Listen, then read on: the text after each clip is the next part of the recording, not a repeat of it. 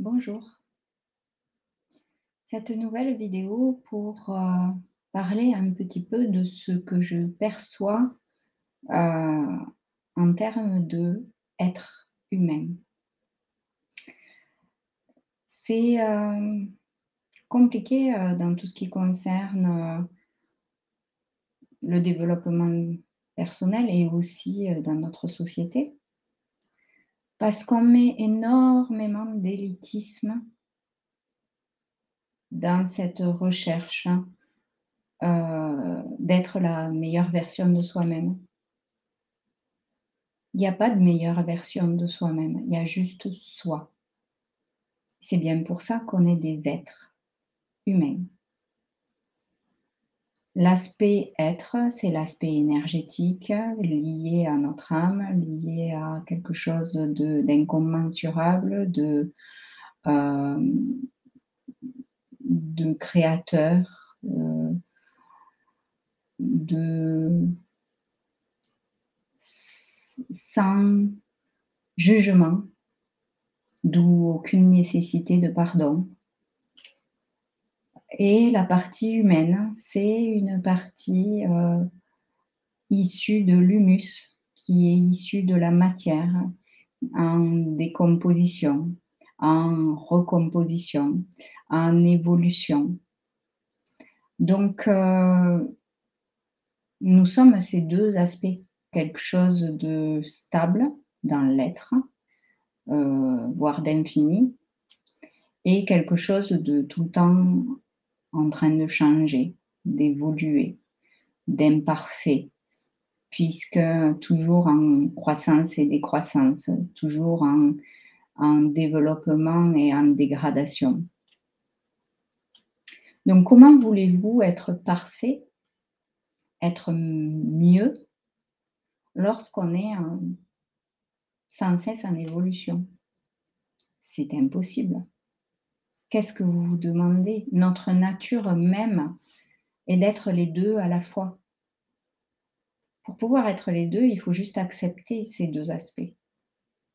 À la fois l'aspect de stabilité à l'intérieur de nous qui nous servira de ressource à tout instant, et à la fois cet aspect imparfait et qui donne la richesse à ce qu'on est en train de vivre, c'est-à-dire toujours en évolution, toujours en apprentissage, toujours à refaire ce qu'on a déjà fait et qu'on va essayer de faire sous une autre forme, sous une autre, voilà, c'est le but de la création, en fait. C'est le but de ce qu'on s'invente tous les jours dans notre vie et dans toutes les autres vies quand on y croit,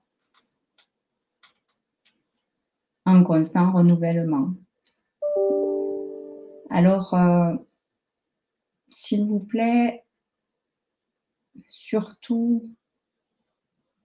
et c'est valable aussi pour moi parce que d'une certaine manière, quelquefois, mon mental a tendance à l'oublier, alors qu'il est lui-même issu de cette imperfection, puisqu'en fait, le mental est issu de quelque chose une interface entre cette partie de nous complètement stable, aimante, créatrice et infinie, et puis une partie de nous en perpétuel mouvement, instable, voilà. Ben, juste apprendre à ce mental à se rappeler qu'il est ces 2 choses, qu'il ne peut pas arriver à stabiliser par lui-même quelque chose qui est instable par nature, quelque chose donc qui est tout le temps imparfait, et c'est pour ça qu'il est bon de se rappeler qu'on est des artistes en train de se modeler dans les creux et les bosses, dans les ombres et les lumières de ce qu'on est en tant qu'être humain. Et ces créations perpétuelles, en fait, ne sont possibles que parce qu'on prend les ressources dans notre être. Donc en fait, la perfection réside justement dans cette totale réinvention tous les jours. Et donc il est bon de temps en temps de s'en rappeler, de se souvenir qu'on se met la barre très haut, mais on n'a pas besoin de se la mettre aussi haut étant donné qu'on ne l'atteindra jamais. C'est pas le but recherché, puisque la perfection, elle existe déjà, mais dans l'entièreté de tout ce qu'on est autre que cet être humain. Et là, pour l'instant, on est juste des êtres humains.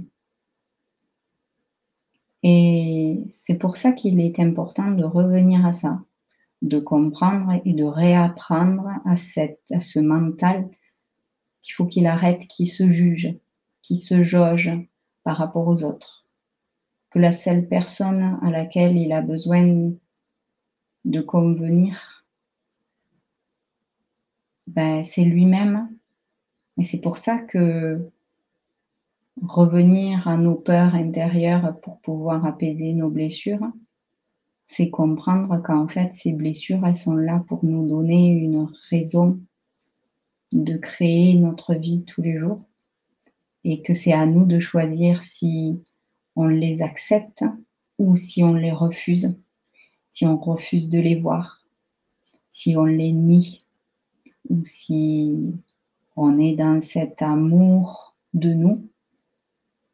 Et ça se fait à chaque instant.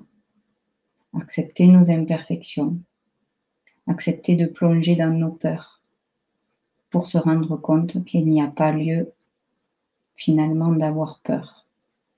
Ou s'il y a lieu d'avoir peur, on a tout à l'intérieur de nous puisqu'on est être humain pour trouver les ressources pour s'apaiser, pour se ressourcer et se relancer dans la vie et dans notre création.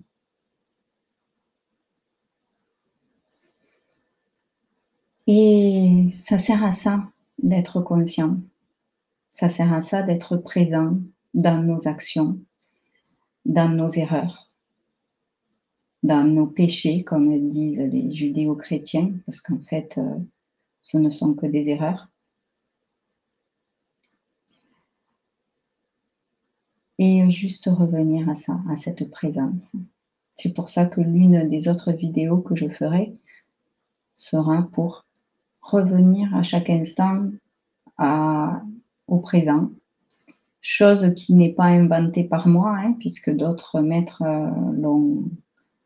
en ont parlé, et que je comprends de plus en plus ce que ça signifie et ce que les guides m'ont fait passer au début de leur enseignement, à savoir que ce chaos nécessite la place du témoin. Et par cette présence-là complète, on peut comprendre la douce ambiguïté qu'il y a à vivre nos vies dans l'état où on est, en acceptant de plus en plus qui on est, pour se lâcher la grappe en fait. Et c'est ça l'amour. C'est ça l'amour inconditionnel. Ça ne veut pas dire faire n'importe quoi. Ça veut dire que dans chaque acte, on apprend à être fier de soi et à se respecter.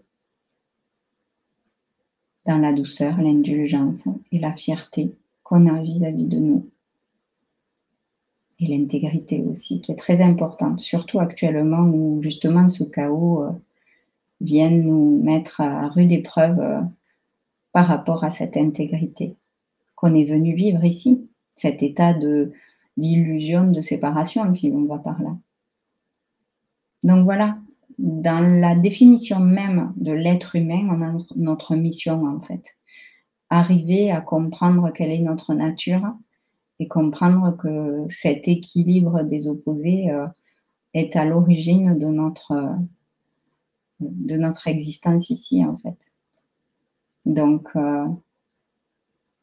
rester des êtres humains, c'est très important de toujours l'entendre et de revenir à cette simplicité-là. Je vous fais de gros bisous et je vous dis à très bientôt.